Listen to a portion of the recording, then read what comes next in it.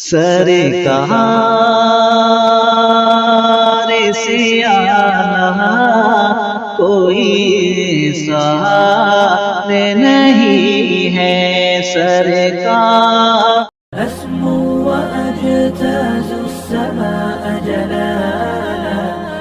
RK Mushaira media.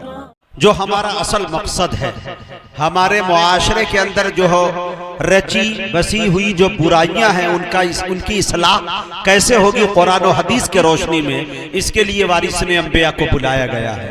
और एक तादाद अच्छी खासी है, फहरिस्त बहुत ज्यादा लंबी तवील है, तवील फहरिस्त है, तो लिहाजा इन चीजों का हमें ख्याल भी करना है कि जो वक्त जिनको दिया गया है फौरन दे दिया जाए। और उस खतीब के बाद, जिस खतीब को मैं बुलाने जा रहा हूँ, इंशाअल्लाह उनके बाद आपके चहीते शायर आली जनाब अशफाक बहराइची, कारी मुजम्मिल हयात, ये दोनों साहिबान आपके हवाले होंगे, आप उनके हवाले होंगे। आपको अल्लाह के हवाले करके फिर मैं अपनी जगह लूंगा।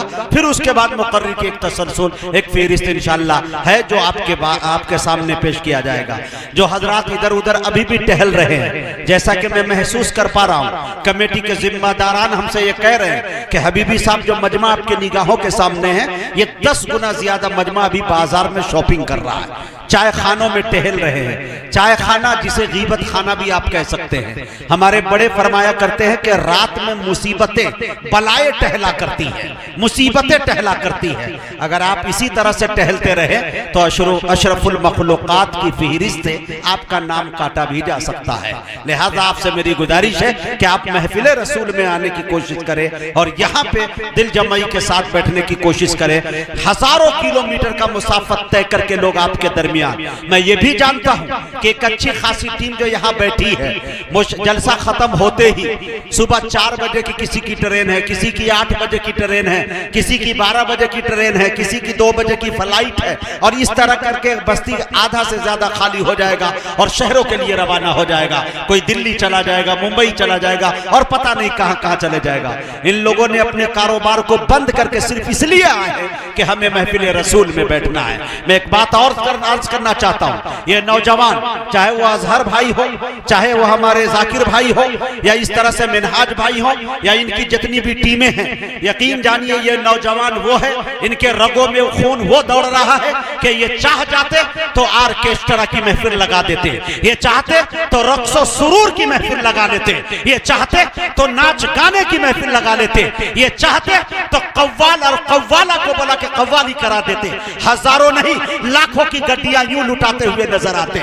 लेकिन मेरे दोस्तों, तरबियत जब अच्छी होती है, अकाबिरीन की सोहबत में बैठने का मौका मिलता है, और अपने घर में दस्तरखान पे जब अकाबिर आते हैं तो तरबियत अच्छी हो जाती है, तो ये तमाम तर महफिल को अपने जूते के नोक पे रखते हैं और सजाने का काम करते हैं कि हम महफिल हमदो मुस्तफा सजाएंगे, हम इस्लाह मुआशरा की महफिल सजाएंगे, हम सीरतुन नबी की महफिल सजाएंगे। और सिर्फ एक मकसद, एक लालच ये है कि ये नई नस्ल जो नौजवान है, इनके मोबाइलों से गाना निकलकर नाते मुस्तफा चला जाए। गुनाहों के समंदर में नहाना भूल जाता है, जो नाते पाक सुनता है वो गाना भूल जाता है कि नहीं? तो ये मकसद है नौजवानों का। इन्होंने बड़ी मेहनतें की है चाहता कि आप लोगों तक अच्छी बातें वहां तक पहुंच सके। जलसे के अंदर बहुत आसानी के साथ मुफ्ती साहब लोग कह देते हैं कि जलसा कराने से 10, 20, 15 लाख रुपया कराने से क्या फायदा जलसे का है। मैं आपको बताना चाहता हूं, आप रात के 2 बजे तक कोई बच्चा, कोई नौजवान, कोई बूढ़ा एंड्रॉइड मोबाइल लेता है और जाकर 10 बजे 9 बजे नींद नहीं आती। नींद आती है 2% लोग होंगे जो 9-10 बजे सो जाते होंगे, लेकिन मेरे दोस्तों 98% की तादाद ऐसी है जो सुबह 3 बजे जाकर उसको नींद आती है। वो मोबाइल उठाते हैं, शॉर्ट वीडियो पे जाते हैं, बैठते हैं, पूरी कायनात दुनिया की सारे मुगल्लिज़ात को देखने का काम कर लेते हैं। लेकिन महफिल मुस्तफा में बैठने के बाद खुदा की कसम उतनी देर तक कुछ नहीं करते, उतनी देर तक आप गीबत से बच जाते हैं, उतनी देर तक दुनिया की लहो लाइब वाली जो चीजें हैं उनसे बच जाते हैं। आप हदीस मुस्तफा सुनते हैं, कुरान सुनते हैं, अकाबिरीन को देखते हैं, वारिसन अंबिया को देखते हैं। इससे बड़ी बात आप क्या होनी चाहिए। और नई नस्लों को तारीख इस्लाम के बारे में नॉलेज होता है और उसके बारे में आप जान पाते हैं। इसलिए मैं कमेटी के तमाम तर जिम्मेदारों को मुबारकबादी पेश करता हूं और बड़े अदब के साथ खतीब दीशान दी सलाहियत नौजवान मुकर्रिर जनाब हज़रत मौलाना सैयद गुलाम रसूल अल मज़ाहिरी दामत बरकातहुमुल आलिया जो हैदराबाद तेलंगाना की सरजमी से आए हैं, हजरत तशरीफ लाए और अपनी ईमानी इरफानी हक्कानी तकरीर से खाबिदा कौम को बेदार करे। इस शेर के साथ हजरत का इस्तकबाल है कि साहिबा खाना बदोशों के हवाले कर दे, ये घना पेड़ परिंदों के हवाले कर दे। अरे ठंडे मौसम में भी सड़ जाता है बासी खाना, अरे बच गया है तो गरीबों के हवाले कर दे। अस्सलामु अलैकुम व रहमतुल्लाहि तआला व बरकातुहू। मोहतरम बुजुर्गों, दोस्तों, अजीज साथियों, अल्लाह वालों, स्टेज पर तशरीफ़ फरमा उलमाए इकराम, खुसूसी जलसे के सदर मोहतरम अलहाज हाफिज़ कारी रबीउल हक साहब दामत बरकातहुमुल आलिया मद्दज़िल्लाहुल आली व जलसे के सरपरस्त हज़रत मुफ्ती महरुल हक साहब कासमी दामत बरकातहुम, हज़रत मौलाना फजलुर रहमान साहब कासमी दामत बरकातहुम, और इसी तरह से हमारे बरादर कबीर हज़रत मौलाना सैयद ग़ुलाम यज़दानी साहब व दीगर उलमा इकराम, वो सामने बैठे जलसागाह में तलबाए आजीज़, मैं बेहद शुक्रगुजार हूँ इन कमेटी हजरात के, जनाब मिनहाज भाई, अजहर भाई, जाकिर भाई, नहरुल भाई और जितने भी अहबाब इंतज़ामिया कमेटी का मैं सलाम पेश करता हूँ। अस्सलामु अलैकुम के खुशी हुई कि आप ऐसे मौजूदा हालात में इस्लाह माशरा के ऊपर प्रोग्राम रखे हैं। अलीनगर के लोग बहुत ही खुशनसीब है कि नकीब मिल्लत हमारे ब्रदर जनाब जो जलसे के नाजिम है मुजाहिद हसनैन हबीबी, इस दौर के निज़ामत के जो बेताज बादशाह लोग इनको कहते हैं, मैं बेताज तो नहीं कहता हूँ, बाताज बादशाह कहता हूँ। इसीलिए बेताज बादशाह जो हुकूमत चला के ताज के बगैर रह रहा हो, अगरचे बादशाह रहे होंगे, लेकिन ये हजरत बाताज बादशाह है जो उलमा इकराम के दस्ते मुबारक हमेशा सर पर रहता है। अभी गुज़िश्ता कुछ महीना पहले हैदराबाद के सरजमीन पर मैं फलकनुमा के ग्रेटर हैदराबाद के जमीयत के कारकुनान हूँ, तो मौलाना एजाजुद्दीन सिद्दीकी साहब मुशायरा का प्रोग्राम के थे हजरत को लेके सईदाबाद के सरजमीन पर, नाचीज उसमें हाजिर था। तो हजरत तो चले गए फ्लाइट से के 1-2 घंटे में प्रोग्राम के बाद, लेकिन हमें फ़ख्र यह हो रही थी कि जब हजरत की तारीफ हो रही थी, तारीफ तो सामने नहीं करना चाहिए, लेकिन वाकई सरजमीन हैदराबाद के उलमाए इकराम कह रहे थे कि हकीकत बेताज नहीं बाताज बादशाह है। तो ऐसे नकीब को मिलना और इत्ते अकाबरीन जो सानिया हनीफ रहमतुल्लाह अलैह हमारे मौलाना जमील साहब तशरीफ़ फरमा है। बहरहाल मैं आपके इलाके का ही उलमा हूँ, एक नाचीज़ हकीर बंदा हूँ, वक्त कम है, वक्त के मद्दर को नज़र को रखते हुए मैं 2-4 बात पेश करता हूँ। इस वक्त जो मुल्क के हालात हैं, उस मुल्क के हालात से लड़ना नामुमकिन है खुसूसी मुसलमानों के लिए, लेकिन अगर मुसलमानों में इत्तिहाद हो, मुसलमान अगर मुत्तहिद हो जाए, और मुत्तहिद कब होगा? जब अल्लाह और उसके रसूल सल्लल्लाहु अलैहि वसल्लम की इत्तिबा करेंगे। कुरान करीम की इसलिए मैंने आयत पढ़ी, या अय्युहल्लज़ीना आमनुत्तकुल्लाह, ऐ ईमान वालो अल्लाह से डरो, वक़ूलू क़ौलन सदीदा, और जब आप बात करो तो सच्ची बात करो, युस्लिह लकुम अअमालकुम, तो तुम्हारे आमाल की फिर इस्लाह करो, वयग़फिर लकुम ज़ुनूबकुम, फिर अल्लाह तुम्हारे गुनाहों को बख्श देगा। वमन युतिइल्लाह व रसूलहु फ़क़द फ़ाज़ फ़ौज़न अज़ीमा, अल्लाह और उसके रसूल के इताअत में ही कामयाबी है। दूसरी आयत पढ़ी मैंने, या अय्युहल्लज़ीना आमनू इन्नमल खम्रु वल मैसिर। ये चीज इस वक्त बहुत अरूज पे है। ऐ लोगों, ऐ ईमान वालों,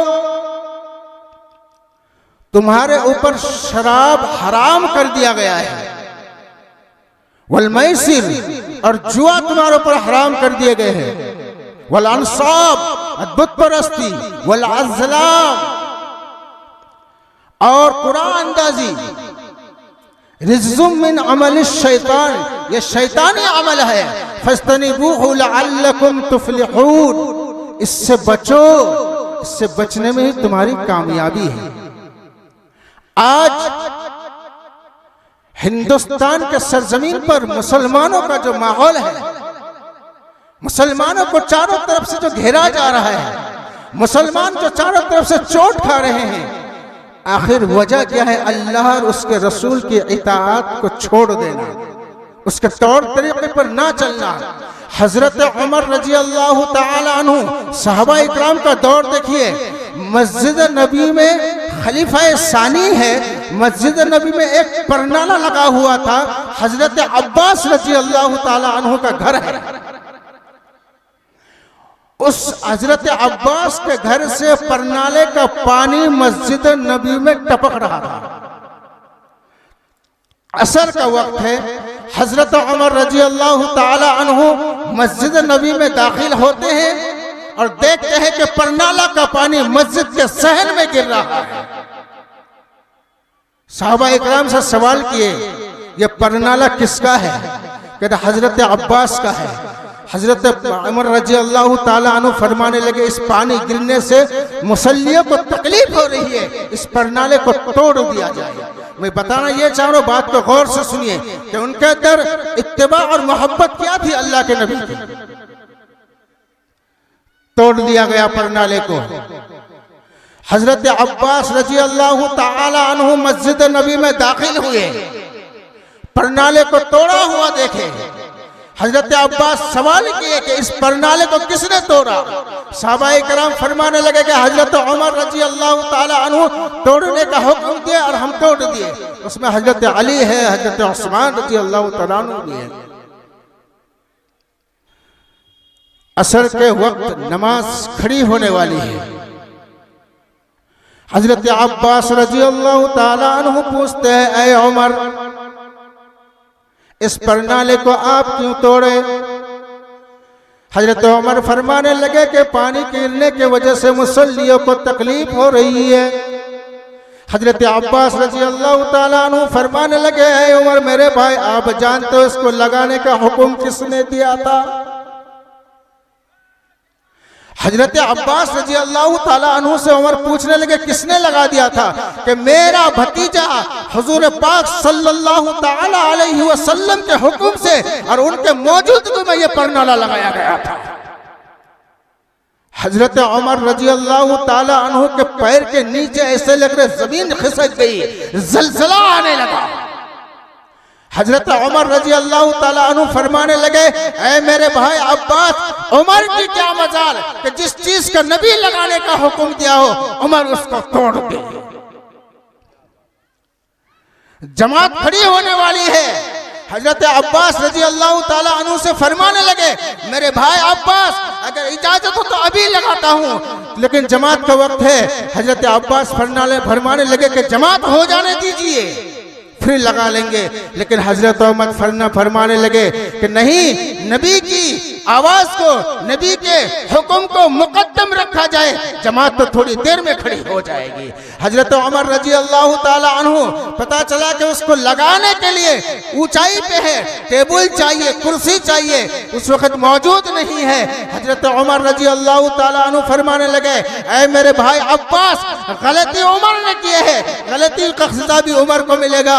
है मेरे भाई अब्बास, आप हमारे सामने मौजूद हो जाइए, आइए, मैं रुकू में खड़े हो जाता हूँ। जिस तरह के इंसान नमाज पढ़ता है उसके बाद रुकू में जाता है, रुयत बांधने के बाद रुकू में जैसे जाते हैं, उस तरह हजरत उमर भी रुकू में चले गए। टेबल बन गए। हजरत उमर रजी अल्लाह ताला अन्हु फरमाने लगे टेबल की जरूरत नहीं, ऐ अब्बास मेरे भाई मेरे पीठ पर सवार हो जाइए और प्रणाली को सही कीजिए। ये थी जज्बाए मोहब्बत, नबी की हुक्म को, नबी की इत्तिबा को सामने हमेशा मुकद्दम रखते थे। मेरे भाइयों बुजुर्गों दोस्तों, बताना ये है इस वक्त मुल्क के हालात नहीं, गांव गांव में बस्तियों में। कल एक औरत मेरे घर पे आई और कहने लगी मौलवी साहब कारी साहब जरा दुआ कीजिए, और दुआ ताबीज़ों का माहौल है इलाकों में बहुत ज्यादा। कहे कि मेरे मर्द जो शराब पर बहुत ज्यादा घर में जुल्म कर रहे हैं। मेरे भाइयों बुजुर्गों दोस्तों, इस वक्त ये मुनशियात मशरूबात वाली शराब चीजें जो है इतनी उरूज पर है इलाके में कि बाप माँ वालिदैन बरदर सब परेशान हैं इन चीजों से। इस्लाह मुआशरा का मतलब ही ये है कि इस्लाह इस इलाके में कैसे होगी। इस्लाह की जरूरत है हमें। हम तो जाकिर भाई से, मिनहाज भाई से, लोगों से कहते हैं कि एक कमेटी बनाओ, और कमेटी बनाने के बाद आप जायजा लो घरों का, जिस तरह के अल्लाह के नबी अलैहिस्सलाम के सहाबाओं का मामला था। मुझे ये देखना है कि मेरी आंखें, अगर हम मोमिन हैं, या अय्युहल्लज़ीना आमनू आमिनू बिल्लाहि व रसूली, ऐ ईमान वालों ईमान लाओ अल्लाह और उसके रसूल पर। क्यों कहा गया? ईमान वालों से कहा गया ऐ ईमान वालों ईमान लाओ अल्लाह और उसके रसूल पर। पता चला कि हमारे ईमान तकमील नहीं है, हमें जायजा लेना है। हमारी आंखें अल्लाह ने दी है, क्या ये आंखों से हमसे गुनाह होती है या इससे भलाई होती है? अल्लाह की बेशुमार नेमतें आपके साथ है। व इन तउद्दू निअमतल्लाहि ला तुहसूहा, अल्लाह की बेशुमार नेमतें हैं, अगर तुम इसको गिनना चाहो तो गिन नहीं सकते। हमें जायजा लेना है कि अगर आंखें अल्लाह ने दी है, क्या इस आंख से हमारी बुराई हो रही है भलाई, और हम जायजा लें।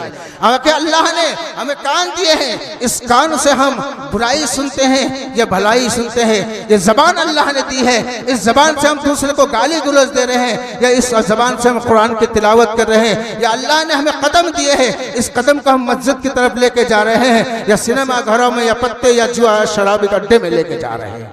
हमें जायजा लेना है। इस्लाह असल चीज यही है, अपने आप की इस्लाह करें, और इस्लाह जब ही कामयाब हो सकते हैं जब अल्लाह और उसके रसूल के मुताबिक आप चलेंगे। हजरत सालबा बिन अब्दुर्रहमान रजी अल्लाह ताला अन्हु आंखों से जिना हो गई। हुजूर पाक सल्लल्लाहु अलैहि वसल्लम के खुफैन बनाते थे, मोजे बनाते थे। हुजूर पाक सल्लल्लाहु अलैहि वसल्लम किसी काम से हजरत सालबा बिन अब्दुर्रहमान को भेजे, ऐ सालबा जाओ फला काम करके आओ। रास्ते से गुजर रहे थे, गैर महरम पर नजर पड़ गई। जैसे नजर पड़ी वो गैर महरम गुस्ल कर रही थी। अपने आप को बहुत शर्मिंदा किए और ये सोचा कि मेरी आंखों से जिना हो गई है। सीधा निकल गए। निकलते निकलते यही एक चीज दिल में बसा लिया कि मुझसे गुनाह सरजद हो गई है। इसका वही अगर अल्लाह के नबी अलैहिस्सलातु वस्सलाम को पहुंच गया तो मैं अल्लाह के नबी के सामने चेहरा कैसे दिखाऊंगा। सीधा जाते जाते पहाड़ के गुफे में घुस गए। 40 दिन गुजर गया। गुजरने के बाद हजरत जिब्राइल अलैहिस्सलातु वस्सलाम अल्लाह के नबी अलैहिस्सलातु वस्सलाम के पास आते हैं और फरमाते हैं, ऐ नबी मोहम्मदुर रसूलुल्लाह सल्लल्लाहु अलैहि वसल्लम, अल्लाह ने आपको सलाम भेजा है और आपको मालूम है कि आपका एक सहाबी गैब है जिसका नाम सालबा बिन अब्दुर्रहमान है। हजरत उमर रजी अल्लाह ताला अन्हु और हजरत सलमान फारसी रजी अल्लाह ताला अन्हु को हुक्म किए कि जाओ सालबा बिन अब्दुर्रहमान को तलाश करके लेके आओ। सालबा बिन अब्दुर्रहमान अल्लाह को मना रहे हैं, ऐ अल्लाह मुझसे आंखों की जिना हो गई है, मुझसे गुनाह सरजद हो गए, ऐ अल्लाह तू मुझे माफ कर दे। ऐ अल्लाह इस गुनाह की सजा मैं भुगत नहीं सकता, बर्दाश्त कर ही नहीं सकता, ऐ अल्लाह तू मुझे माफ कर दे। रोजाना दिन को गुफा के अंदर रहता और पहाड़ के चोटी में रात को उठ के अल्लाह को मनाता, ऐ अल्लाह मैं इस गुनाह का कैसे सजा बर्दाश्त करूंगा। हजरत उमर रजी अल्लाह ताला अन्हु और हजरत सलमान फारसी रजी अल्लाह ताला अन्हु तलाश में निकल गए। जाके एक चरवाहा से पूछ रहे कि भाई इस पहाड़ के चोटी में या इस पहाड़ के गुफा में किसी को आप देखें जो वो बंदा जो अल्लाह से मांगता हो, रोता रहता है अपने गुनाहों पर। कह रहे हाँ भाई, अभी तो दिन का वक्त है, वो बंदा रात को निकलता है, नाम से तो वाकिफ नहीं हूँ लेकिन रोजाना रात को अल्लाह को मनाता है, गिड़गिड़ाता और यही कहता है ऐ अल्लाह इस गुनाह का अल्लाह बोझ में बर्दाश्त नहीं कर सकता, ऐ अल्लाह मेरे जिस्म में जो रूह है, ऐ अल्लाह इस रूह को पूरे दुनिया के रूहों में बांट दीजिए, ऐ अल्लाह मैं बर्दाश्त नहीं कर सकता। हुज़ूर पाक सल्लल्लाहु ताला अलैहि वसल्लम के वो दो सहाबी हजरत उमर और सलमान फारसी फरमाने लगे हाँ वही है। फिर अभी तो मिलना मुश्किल है, रात के वह अंधेरे में मिलेगा आपको। बहरहाल हजरत उमर रजी अल्लाह ताला अन्हु और हजरत सलमान फारसी रजी अल्लाह ताला अन्हु आधे रात के वक्त है, वो मना रहे हैं सालबा बिन अब्दुर्रहमान, जैसे मना रहे हमेशा रोजाना की तरह अल्लाह को मना रहे हैं, अल्लाह मुझसे गुनाह हो गए, अल्लाह तू मुझे माफ कर दे। हजरत उमर रजी अल्लाह ताला अन्हु पीछे से पकड़ लिए, ऐसा गोद में जैसे पकड़ते हैं, पकड़ने के कहने लगे कि ऐ मेरे भाई सालवा, अल्लाह के नबी सल्लल्लाहु अलैहि वसल्लम की तरफ से आपको बुलावा है। हजरत उमर से कहने लगे क्या अल्लाह के नबी सल्लल्लाहु अलैहि वसल्लम को मेरे बारे में खबर हो चुकी है? फिर इसके बारे में तो मालूम नहीं, अलबत्ता मस्जिद नबी में आपके बारे में जिक्र हो रहा था। हजरत सालबा फरमाते हैं ऐ मेरे भाई उमर, अल्लाह के नबी सल्लल्लाहु अलैहि वसल्लम जब मस्जिद नबी में मौजूद हो उस वक्त मुझे मत लेके जाइएगा, जब मेरे नबी आका नमाज पढ़ाते होंगे उस वक्त मुझे लेके जाइएगा। वो फरमाने लगे ठीक है उस वक्त लेके जाऊंगा, फजर का वक्त है, मेरे नबी इमामत फरमा रहे हैं, सालबा बिन अब्दुर्रहमान रजी अल्लाह ताला अन्हु को लेके जाते हैं, मस्जिद के एक कोने में सफ में खड़े होते हैं, अल्लाह के नबी सल्लल्लाहु अलैहि वसल्लम क़िरात फरमा रहे हैं। क़िरात सुनते ही हजरत सालबा बिन अब्दुर्रहमान रजी अल्लाह ताला अन्हु गश खा के गिर पड़ते हैं, बेहोश हो जाते हैं। नबी नमाज मुकम्मल किए, दुआ किए, उसके बाद सालबा बिन अब्दुर्रहमान के बारे हजरत उमर से पूछे वो साहबी मेरे कहाँ है? फरमाने के ऐ अल्लाह के नबी मस्जिद के एक किनारे में बैठे हुए अल्लाह को मना रहे हैं। जैसे ही पहुंचे जाने के बाद देख रहे कि हजरत सालबा बिन अब्दुर्रहमान बेहोश हो चुके हैं। मेरे नबी अलैहिस्सलातु वस्सलाम उनका सर गोद में लिए, लेने के बाद फरमाने लगे ऐ सालबा बिन अब्दुर्रहमान तुझे क्या हो गया है? कौन से ऐसा गुनाह कर दिया तुम इतना रो रहे हो? इतने दिन से लापता क्यों रहे हैं? फरमाने लगे ऐ अल्लाह के नबी सल्लल्लाहु अलैहि वसल्लम मुझसे गुनाह सरजद हो गई है, आंखों से ज़िना हो गई है, मुझे अल्लाह माफ करेगा कि नहीं? अल्लाह के नबी सल्लल्लाहु अलैहि वसल्लम फरमाने लगे अल्लाह का कलाम सबसे बड़ा है, रब्बना आतिना फिद दुनिया हसनतन व फिल आखिरती हसनतन व क़िना अज़ाबन नार। मेरे भाई सालबा अल्लाह का कलाम बड़ा है, अल्लाह जरूर माफ करेगा। इतना रो रहे, इतना रोए, 3-4 दिन गुजर गया, बुखार की हालत में है, लेकिन उसको वही चीज सता रही कि मुझसे गुनाह सरजद हो गए। हजरत अली आके फरमाते हैं ऐ मेरे आका सालबा को क्या हो गया? तकरीबन 8 दिन गुजर चुका है लेकिन वो बीमार पड़ चुका है, यहाँ तक कि उनकी दुआओं ने, उनके रोने ने अल्लाह के अर्श को हिला दिया। और हजरत जिब्राइल अलैहिस्सलातु वस्सलाम को अल्लाह रब्बुल इज्जत ने भेजा कि जाओ मेरे आका को उनका पैगाम सुनाओ कि सालबा के गुनाहों को मैं माफ कर दिया। हुज़ूर पाक सल्लल्लाहु अलैहि वसल्लम तशरीफ लाए,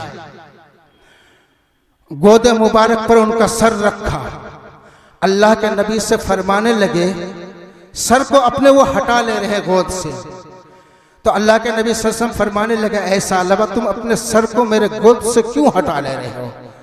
फरमाने लगे कि ऐ अल्लाह के नबी मेरा सर इतना मुबारक नहीं है, मैं इतना नेक इंसान नहीं हूं कि मेरा सर आपके गोद के काबिल हो, मैं गुनहगार हूं, मेरा सर गुनाहों से भर चुका है। ऐ अल्लाह के नबी मुझे अल्लाह माफ करेगा कि नहीं? मेरे भाइयों बुजुर्गों दोस्तों ये आयत अल्लाह के नबी सुनाते हैं और फरमाते हैं खुशखबरी कि अल्लाह रब्बुल इज्जत ने आपका माफीनामा अर्श आज़म से जिब्राइल के जरिए से भेजा है। फरमाते हैं कि अल्लाह ने मुझे माफ कर दिया। हुजूर पाक सल्लल्लाहु अलैहि वसल्लम फरमाते हैं कि माफ़ी नामा अल्लाह रब्बुल इज़्ज़त ने अर्श आज़म से भेजा है। फिर अल्लाह के नबी से फरमाने का, ऐ अल्लाह के नबी, मैं पाक अगर हो चुका हूँ तो अब पाक होने के बाद इस दुनिया में नहीं रहना चाहता हूँ। ऐ अल्लाह तो मुझे अपने पास बुला ले। मेरे मोहतरम बुजुर्ग और दोस्तों, क्या जज्बा मोहब्बत थी, क्या उनके अंदर गलबा था, और क्या गुनाहों से सरजद होने पर रो रहे थे। अल्लाह का अपना माफ़ी नमा अर्श आज़म से मंगवाया और अल्लाह से अपना के पास कह रहे, अल्लाह मुझे बुला लीजिए। उस वक़्त मलिकुल मौत को हजरत सालब बिन अब्दुर रहमान के लिए अल्लाह रब्बुल इज़्ज़त ने हुक्म दिया कि जाओ उसके रूह को कब्ज़ कर लो। हुज़ूर पाक सल्लल्लाहु अलैहि वसल्लम के गोद में हजरत सालब बिन अब्दुर रहमान का रूह कब्जा होता है। नबी अलैहिस्सलातु वस्सलाम ने हुक्म दिया कि इसके लिए गुस्ल का इंतजाम किया जाए, कफन का इंतजाम किया जाए, कब्र खोदा जाए। अल्लाह के नबी अलैहिस्सलातु वस्सलाम सहाबा इकराम को हुक्म दिए, गुस्ल दिया गया, कफन की जरूरत पड़ी। मेरे नबी अलैहिस्सलातु वस्सलाम अपने जिस्म अतहर से चादर मुबारक को निकाल के दिए कि कफन आज मैं अपने सालबा बिन अब्दुर रहमान को दूंगा। मेरे भाइयों बुजुर्गों और दोस्तों, जनाजा तैयार है। जब जनाजा लेके जाया जा रहा था, अल्लाह के नबी अलैहिस्सलातु वस्सलाम के आगे पीछे सहाबी है, जनाजा आगे है। हजरत अली रजी अल्लाह ताला अन्हु हुजूर पाक सल्लल्लाहु ताला अलैहि वसल्लम के कदम मुबारक को देखते हैं कि अल्लाह के नबी अलैहिस्सलातु वस्सलाम उंगलियों के बल चल रहे हैं।